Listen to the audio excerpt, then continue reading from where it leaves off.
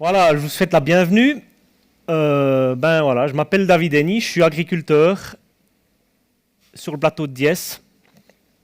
On a eu la grande chance de pouvoir reprendre une grande structure qui appartenait au canton de Berne en 2018. Donc on exploite 13 bâtiments.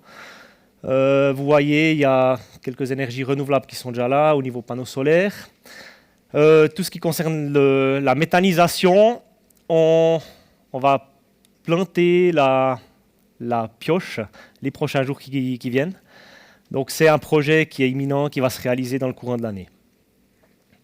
Peut-être quelques clés au niveau de l'exploitation. Donc on exploite une surface relativement élevée, 245 hectares de surface agricole utile.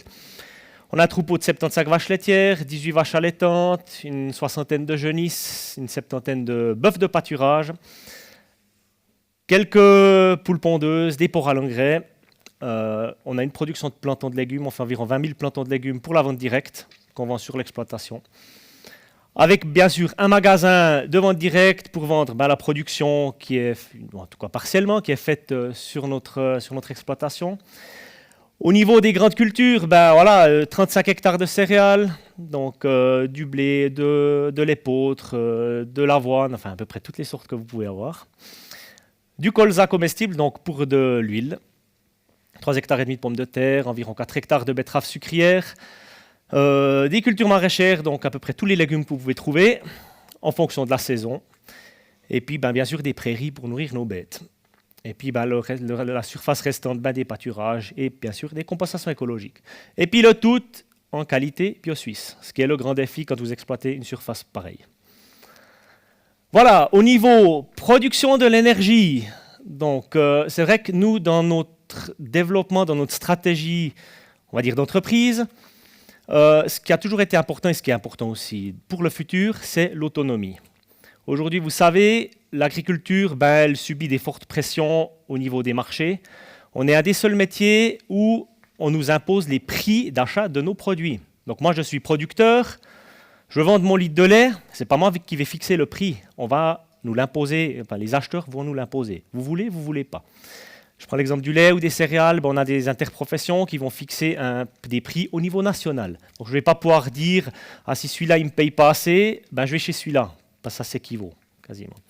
Donc c'est vrai que nous, ce qu'il faut dans notre métier, c'est de gérer nos coûts de production. C'est le seul levier qu'on a pour gérer en fait notre marge, notre bénéfice.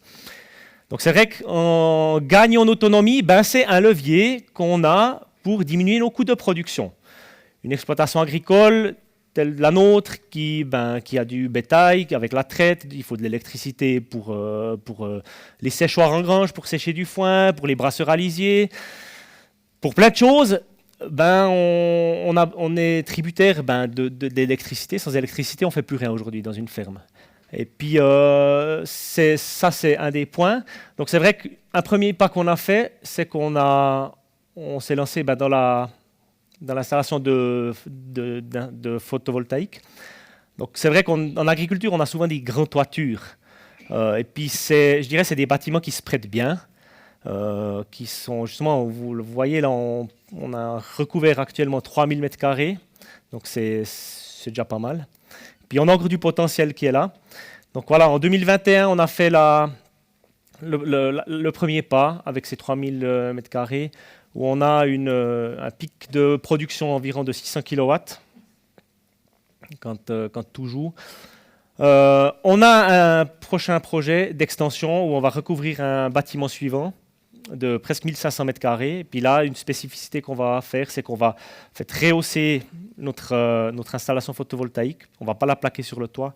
Puis on va aspirer l'air qu'on utilise pour sécher le foin sous ces panneaux photovoltaïques, où on gagne au niveau température. Donc l'été, je ne sais rien, vous aspirez de l'air à l'extérieur peut-être à 30-35 degrés, puis sous les panneaux, vous aspirez de l'air à 45-50 degrés. Donc vous diminuez votre humidité relative drastiquement, on est en dessous de 10%.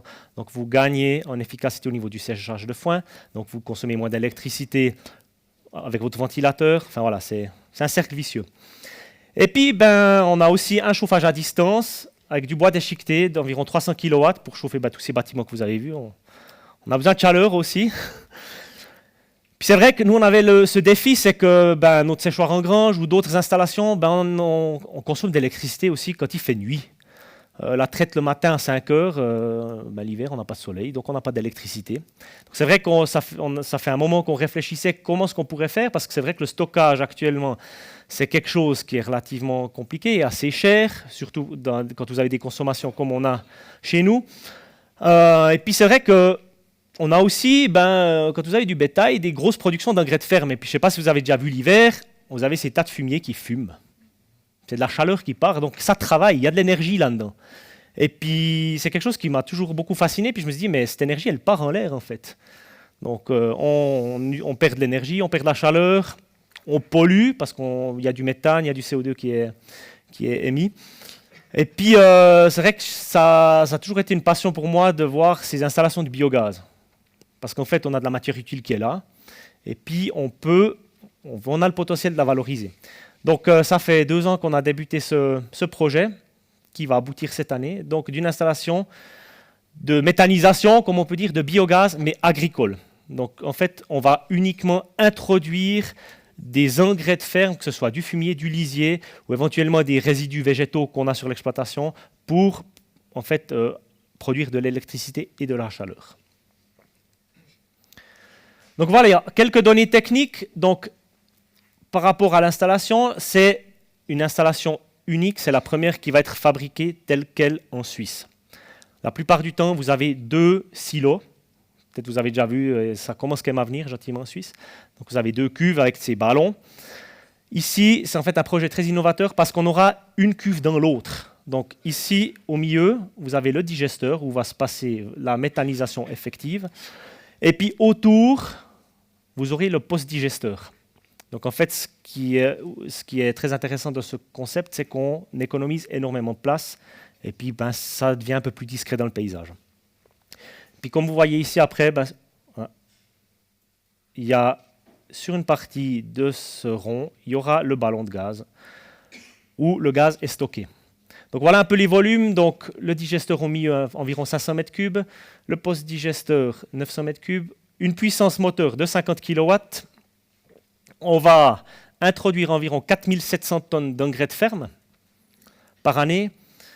Ces engrais de ferme ils vont passer environ 110 jours entre le post-digesteur et le digesteur pour une production annuelle d'électricité d'environ 300 000 kWh. Et puis 380 000 kW de chaleur. Donc vous voyez, c'est assez impressionnant ce qu'on arrive à récupérer de ces engrais de ferme qui sont stockés et puis qui attendent qu'on les épande sur le champ.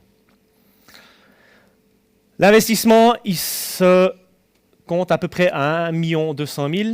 Donc c'est un concept qui est économiquement très intéressant. Dans des installations de comparaison, on rajoute facilement 300 000 à 400 000 francs de plus. Mais ce prix il est vraiment lié à ce concept où on a un dans l'autre. Quelques avantages du système. Donc c'est vrai qu'on va fortement réduire les émissions de CO2 et de méthane. C'est vrai que l'agriculture actuellement subit quand même pas mal de pression parce qu'on nous dit qu'on pollue. Oui, on pollue, mais on fixe énormément de CO2 par le biais de nos cultures. Un herbage, une culture, elle absorbe du CO2. Donc là, je pense qu'on a vraiment un énorme potentiel au niveau du réchauffement climatique et puis de la pollution. On récupère, comme j'ai dit, l'énergie des engrais de ferme. On a une grande autonomie au niveau de l'approvisionnement d'électricité de jour comme de nuit. On a un moyen de stockage aussi de notre énergie parce que notre moteur il n'est pas obligé de tourner jour et nuit. Je prends l'exemple du séchage en grange. Ce qu'on va faire, c'est que le moteur, pendant la journée, quand on a nos panneaux photovoltaïques qui produisent de l'électricité, il sera arrêté. Puis la nuit, pour coupler le besoin d'électricité, parce qu'on ne peut pas arrêter un ventilateur qui sèche le foin pendant la nuit, parce que sinon le tas chauffe et puis on a des risques d'incendie, c'est le biogaz qui va produire ce qu'il faut. Dans notre cas, on va supprimer 2 chauffages à mazout qui chauffent des maisons d'habitation, où on va utiliser la chaleur résiduelle qui est issue du biogaz. Et puis un point qui est quand même pour moi un point très important, on aura une meilleure valorisation et puis une meilleure disponibilité de l'azote dans les engrais de ferme. Donc en fait, on va augmenter le potentiel de nos engrais de ferme qu'on a sur place. En fait, l'azote que vous avez dans un lisier, dans un fumier, il sera plus disponible après la digestion. Donc en fait, on va se rapprocher à une efficacité d'un engrais chimique. Donc vous voyez avec un produit naturel ce qu'on arrive à faire. C'est quand même du miraculeux pour moi. Puis bien sûr, les odeurs des engrais de ferme, c'est vrai que quand vous voyez le printemps, les agriculteurs qui vont mener le lisier, c'est pas toujours des odeurs agréables, mais voilà, ça fait partie de la vie. Puis en fait, en faisant passer vos engrais de ferme à travers de ce méthaniseur, en fait, vous allez fortement diminuer après les émissions d'odeur, qui sont surtout liées à l'ammoniac en fait, qui est évaporé. Donc vous voyez, c'est une installation qui est, je dirais, très intéressant au niveau agricole. Et puis, je dirais, en Suisse, on a un grand potentiel. On en a plein des fermes. Que ce soit au niveau solaire, que ce soit au niveau biomasse.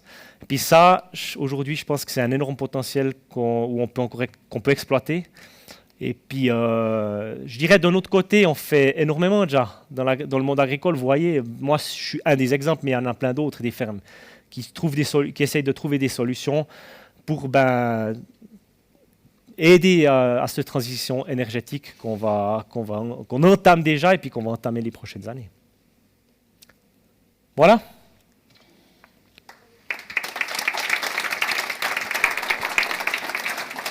Merci beaucoup, David. Très intéressant. Une petite question, tu as dit, c'est un investissement de 1,2 million, mais le temps d'amortissation, vous comptez combien de temps? Alors, ce qu'il faut dire, c'est que on touche des aides pour construire des installations comme ça. Aujourd'hui, avec la nouvelle loi sur l'énergie qui est entrée en vigueur en 2025, donc au 1er janvier de cette année, avec ce type d'installation, donc où on travaille avec 100% d'engrais de ferme, nous on va toucher une subvention de la Confédération d'environ 60% à fonds perdus. Donc c'est très intéressant. Concrètement, temps d'amortisation? Donc le temps d'amortisation, nous, ce qu'on doit financer par nos propres fonds, on va l'amortir sur 20 ans. Voilà, mais ça c'est très bien. Dis-moi, tout le processus pour recevoir les permis de construction, etc., est-ce que c'était un problème une fois ou pas du tout ici? Alors je dirais, dans notre cas, c'était pas trop le problème, parce qu'on a mis la pression. En fait, ce que je n'ai pas dit, c'est que ce biogaz, il est lié à un agrandissement de l'écurie. Et puis, il nous manque de la capacité de stocker des engrais de ferme. Donc, en fait, l'un n'allait pas sans l'autre. Et puis, à un moment donné, nous, on a reçu la permission de agrandir l'écurie. Donc, il fallait qu'ils nous donnent l'autorisation pour le biogaz pour qu'on soit en règle au niveau du stockage des engrais de ferme. Donc, ça allait rapidement. On a mis 6 mois pour avoir l'autorisation de construire. Voilà. Si vous savez où presser et puis quelle vie actionner, ça avance. Donc, vous voyez, c'est pour ça qu'on voulait que lui soit absolument ici sur scène, parce que si on veut, il y a toujours un chemin, on peut y arriver. Donc, félicitations, c'est vraiment, t'es un précurseur. Hein, c'est fantastique. Bravo. Applaudissons. Hein.